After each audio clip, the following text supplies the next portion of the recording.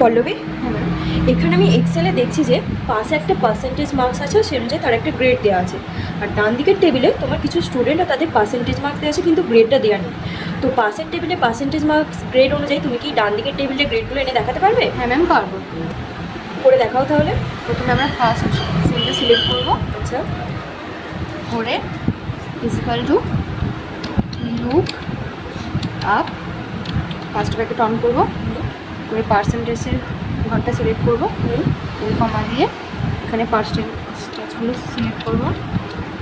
করে A4 দিয়ে lock করবো, করে কমা দেবো, দিয়ে গ্রেডের এখানটা সিলেক্ট করবো।